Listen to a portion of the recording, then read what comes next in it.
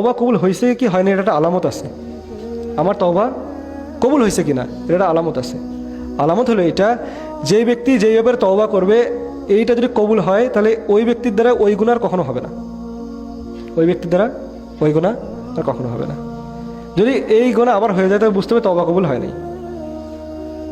গ্রামের ভিতরে ওই মানুষ মাটির চুলায় রান্না করে না, মাটির চুলা রান্না করে, এক এক দম্পতির ছেলে মেয়ে হয় নাই 10 বছর। কয় বছর? 10 বছর ছেলে মেয়ে হয় নাই। 10 বছর পর এই দম্পতির একটা ছেলে হয়েছে, ফুটফুটে বাচ্চা হয়েছে, খুব সুন্দর। বলছে যে এই যে ফুটফুটে বাচ্চা হয়েছে, এই বাচ্চাকে এরা খুব যত্নে যত্নে মানুষ করে। চিন্তা করেন 10 বছর পর বাচ্চা হয়েছে, ডাক্তার বলছে আর বাচ্চা হবেও না, আর বাচ্চা হবে না। তাহলে এই বাচ্চার প্রতি মহব্বত কেমন হয় বলেন তো? আচ্ছা, এই বাচ্চাকে মা খুব যত্নে আদর করতেছে, বড় করতেছে। তো এরকম বড় করতে করতে এই বাচ্চা যখন হামাগুড়ি দেওয়া শুরু করলো, তো সে মাঝে মাঝে তার যে ঘরের দরজার সীমানা বের করে সে উঠানে যায়, মাঝে মাঝে যায়। তো মা খুব যত্নে রাখে যে বাচ্চা যেন উঠানে না যায়। তো গ্রামের বাড়ি তো উঠানের মাঝখানে হচ্ছে চুলায় রান্না করে, চুলায় রান্না করে। তো কোনো একদিন এই মা বাচ্চাকে ঘুম পাড়ায় রেখে গেছে, রেখে সে এরকম কোনো একটা প্রয়োজনে বাইরে গেছে এবং সিটকিনি লাগাইতে ভুলে গেছে। প্রতিদিন সিটকিনি লাগায় যেন বাচ্চা বের না হয়। ওই দিন সিটকিনি খোলা ছিল, এই বাচ্চা খাট থেকে, মাটির খাট, গ্রামের নিচু খাট, হামাগুড়ি দিয়ে খাট পার হয়েছে, দরজা পার হয়েছে। এবং ওই যে চুলায় রান্না চড়াই গেছে, মা ভাত হচ্ছে, বাচ্চা তো আগুন দেখলে কাছে যায়, ওই বাচ্চা আগুনের কাছাকাছি গেছে এবং গিয়ে চারিদিক দিয়ে ঘুরতেছে। বাচ্চারা সব আছে না, হামা দেয়, ধরে।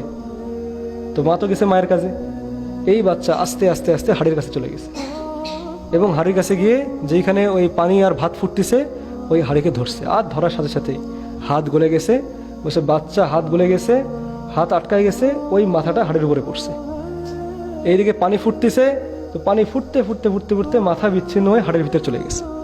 মা দৌড়ে আসছে, এসে দেখছে এই অবস্থা, অজ্ঞান হয়ে চলে গেছে। অজ্ঞান মানে এটা কি মানে মানে এটাকে দেখি স্থির থাকা সম্ভব বলেন তো? আচ্ছা, এবার আপনাদের কাছে আমার শেষ প্রশ্ন, বলেন তো এই যে এই মাটা যে এই দৃশ্যটা দেখলো, তার মনে একটা অপরাধবোধ কাজ করছে, আমি সিটকিনিটা কেন লাগাইলাম না? অপরাধবোধ কাজ করছে কিনা বলেন তো? আচ্ছা বলেন, এই মাটা মৃত্যু পর্যন্ত যদি তার এরপরে কখনো সন্তান হয়, সে কি এই জিনিসটাকে ভুলতে পারবে? এবং শেষ মুহূর্তে বলে এই কথা মনে করবে যে আমি একটা ভুল করছিলাম, আফসোস করবে সিটকিনিটা কেন লাগাইনি।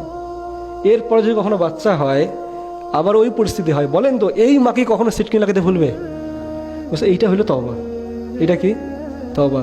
বলছে বান্দা যখন কোনো গোনা করে, বান্দা যখন কোনো গোনা করে, সে গোনাকে মৃত্যু পর্যন্ত স্মরণ করবে এবং এই গুণা যদি একবার হয়, একে তো সে স্মরণ করবে, ভয় থাকবে এবং এই কাজ আর কখনো যেন না হয় এই ব্যাপারে সে সবসময় প্রতিজ্ঞাবদ্ধ থাকবে। যেমন কিনা সিটকিনি, যেমন কিনা সিটকিনি, এটাকে তওবা বলে।